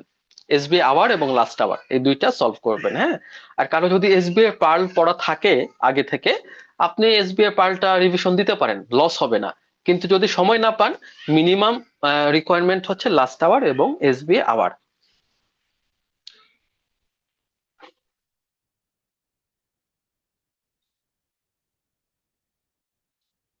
না, কম্বাইন ব্যাচে যিনি আছেন তার জন্য নতুন করে কোনো ব্যাচে অলরেডি যদি যুক্ত থাকেন, কম্বাইন ব্যাচে নতুন করে কোনো ব্যাচে যুক্ত হওয়ার প্রয়োজন নেই। আপনার ব্যাচের সাথে আপনি কন্টিনিউ করেন। কালার ব্লাইন্ড হলে সার্জারি কন্টিনিউ করা যাবে কিনা? সার্জারিতে তো অনেক ব্রাঞ্চ, আপনার স্পেসিফিক ব্রাঞ্চ গুলো আমাদেরকে পার্সোনালি জানালে আমরা সেই সাবজেক্টে যারা আছেন তাদের সাথে আপনাকে যোগাযোগ করিয়ে দিব, আপনি তার কাছ থেকে অ্যাকচুয়াল পরামর্শটা নিতে পারবেন। পার্ট 1 ডার্মাটোলজি ক্লাস করা আছে, আপনার কোনটা ভালো হবে? আচ্ছা, হ্যাঁ, আরো ক্লাস করতে হবে। পার্ট 1 ডার্মাটোলজি তো ক্লিনিক্যাল থেকে অনেক বেশি কোশ্চেন আসে, কিন্তু রেসিডেন্সিতে বেসিক গুলো পড়তে হবে। আপনার ক্ষেত্রে হাতে সময় থাকলে রেগুলার ব্যাচ, আর সময় একটু কম থাকলে 500 টপিক ব্যাচ অথবা লাস্ট আওয়ার ব্যাচ, এগুলো পড়তে হবে। 4 দিন 12 ঘন্টা ডিউটি করে কিভাবে 5 মান্থের প্রিপারেশন নেবেন? আচ্ছা, 4 দিন 12 ঘন্টা করে ডিউটি তো বেশ অনেক চাপের বিষয়। আপনার যদি আগে থেকে পড়া থাকে সেগুলো রিভিশন দিবেন এবং এক্সাম দিবেন। আগে থেকে যদি পড়া না থাকে, আপনি একটু শর্টকাট ব্যাচে যুক্ত হবেন, যেমন 500 টপিক ব্যাচ বা লাস্ট আওয়ার ব্যাচ।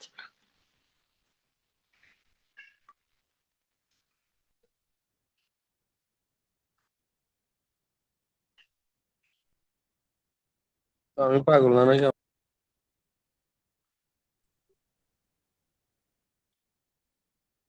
একজন বলেছেন যে একটু পুরাতন শিট পড়েছেন, নতুন শিট কালেক্ট করতে হবে কিনা। যদি অল্প পুরাতন হয় তাহলে আপনার যদি দাগানো থাকে, আমি বলবো না যে নতুন করে দাগান, সময় নাই। আপনি তারপরে নতুন শীট একটু পারলে সংগ্রহ করবেন, সংগ্রহ করে পুরাতন শীটের ভেতরেই আপনি একটু অ্যাড করে নেবেন। নতুন শীটে যেগুলো এক্সট্রা ইনফরমেশন আছে সেগুলো পুরাতন শীটের ভেতরেই অ্যাড করে নেবেন, নতুন করে শীট দাগানোর দরকার নেই।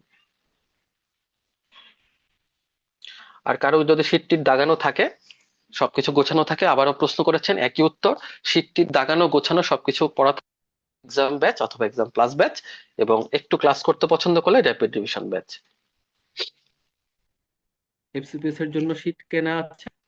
এফসিপিএস এর শীট কেনার সময় যদি আপনার 25টা বেসিক, মানে শীট গুলো, 25টা শীট না, ঠিক মানে 25টা টপিকের শীট, তো বেসিক সাবজেক্ট গুলো অ্যানাটমি, ফিজিওলজি, বায়োকেমিস্ট্রি, মাইক্রোপ্যাথো, ফার্মা, এই শীট গুলো যদি আপনাদের কাছে থাকে তাহলে, তবে ফ্যাকাল্টির শীট থাকে 6টা আলাদা, সেই 6টা শীট যদি আপনার থাকে তাহলে তো ভালো, না থাকলে আপনাকে কালেক্ট করতে হবে।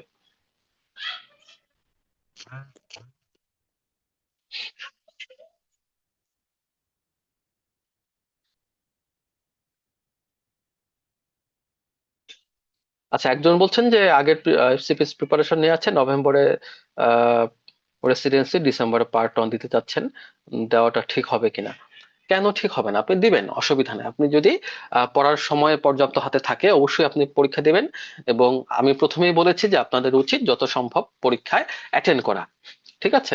কারণ একটা নিয়ে বসে থাকলে অনেক সময় আটকে থাকতে হয়, কোশ্চেন কঠিন হলে আর চান্স হয় না, ঠিক আছে? যেন মাল্টিপল পরীক্ষায় বসার অভ্যাস করবেন।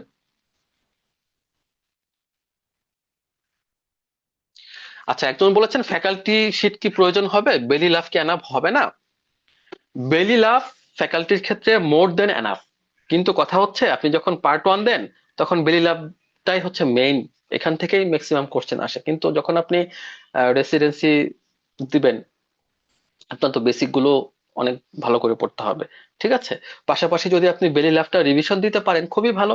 আর আহ, তবে আমাদের পরামর্শ থাকবে যদি আপনি বেলি লাভ থেকেও পড়েন, আমাদের ফ্যাকাল্টি শিট গুলো দেখে সেখানে কি কি টপিক আছে সেগুলো আপনি বেলি লাভ থেকে বেশি পড়বেন, ঠিক আছে? কারণ রেসিডেন্সির কোশ্চেনের প্যাটার্ন তো একটু ভিন্ন হয়। এইখানে কোন টপিক থেকে কোশ্চেন বেশি আসে সেটা আপনি বুঝবেন শীট এবং লাস্ট আওয়ার দেখে, ঠিক আছে? তো সেই টপিকগুলো আপনি বেলি লাভ থেকে পড়ে নেবেন, ঠিক আছে? ব্লাইন্ডলি যদি পুরো বেলি লাভ পড়তে যান সময় একটু বেশি লাগবে, আপনার পড়ার সময় নষ্ট হবে।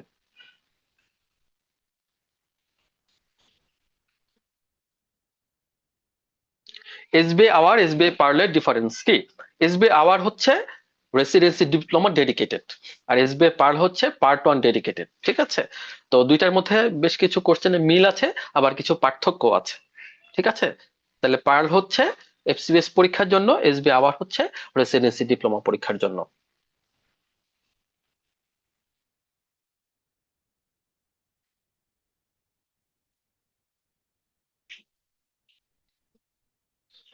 একজন বলেছেন সব শীট গোছানো আছে, ফাউন্ডেশন ব্যাচে আবার ভর্তি হলাম, রং ডিসিশন হলো কিনা? আপনার যদি ক্লাস করতে ভালো লাগে তাহলে আপনি ওই ব্যাচে ক্লাস করতেই পারেন, ক্লাস করাতে তো লস নাই। আপনার যদি ক্লাস করতে ভালো লাগে আপনি আহ, করতে পারেন, অসুবিধা নেই। আচ্ছা, ওকে, আমার মনে হয় যে মোটামুটি আজকের ম্যাক্সিমাম উত্তর দেওয়া হয়েছে।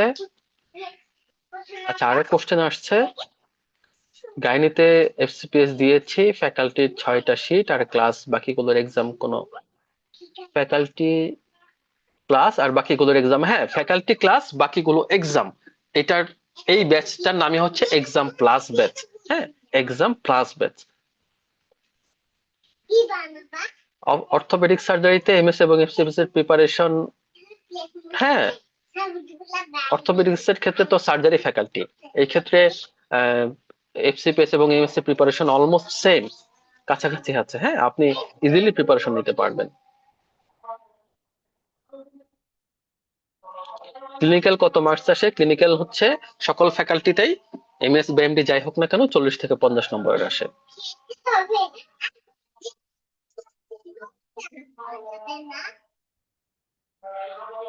রেসিডেন্সির জন্য 5 মাস এনাফ কিনা? ভালোভাবে পড়তে পারলে 5 মাস এনাফ। পড়ার তো শেষ নাই, আপনি চাইলে 5 বছর ধরেও পড়তে পারেন, কিন্তু আপনি যদি টেকনিক্যালি পড়েন, ইম্পর্টেন্ট টপিক গুলো পড়েন এবং ডেডিকেটেড থাকেন, কথা বলো না, এবং ডেডিকেটেড থাকেন, তাহলে আপনার ক্ষেত্রে 5 মাস যথেষ্ট হতে পারে। 9th এডিশন শীটের সাথে লেটেস্ট শীটের পার্থক্য অনেক। এখন হচ্ছে 14তম শীট চলে, 9th এডিশন আসলে এখন পড়াটা ঠিক হবে না।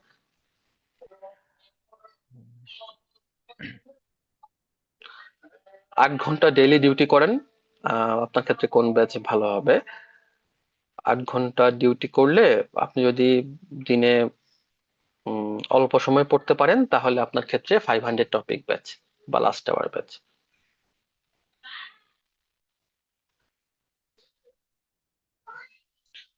ওকে, ডক্টর সজীবের কাছে আমি ফিরে যাচ্ছি, তার আগে একটি কথা, যে আহ, আমরা যে কথাগুলো বললাম এগুলো আসলে জেনারেল, বেশিরভাগই যে সবার জন্য উপযুক্ত। তারপরে প্রত্যেকটি মানুষ ভিন্ন, প্রত্যেকটি মানুষের প্ল্যান ভিন্ন।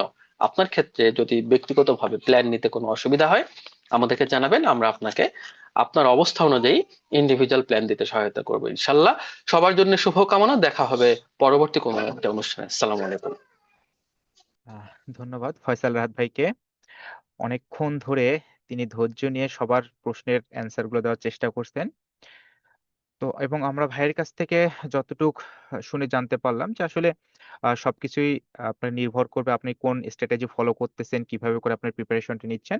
এবং এই 5 মাস সময় আমি মনে করি যে আসলে যথেষ্ট সময়, যে আপনি যদি রেসিডেন্সি প্রিপারেশন নিতে চান, যদি প্রত্যেকটা মুহূর্তকে আপনি ইউটিলাইজ করতে পারেন, তাহলে এই 5 মাস সময় আসলেই এনাফ সময় রেসিডেন্সির জন্য, আপনি যদি রেসিডেন্সিটা ক্র্যাক করতে চান। তো সকলকে ধন্যবাদ যারা এত দীর্ঘ সময় লাইভে থেকে আমাদেরকে বিভিন্ন প্রশ্ন করছেন। হ্যাঁ, এবং লাইভে যুক্ত ছিলেন সকলকে আন্তরিকভাবে ধন্যবাদ।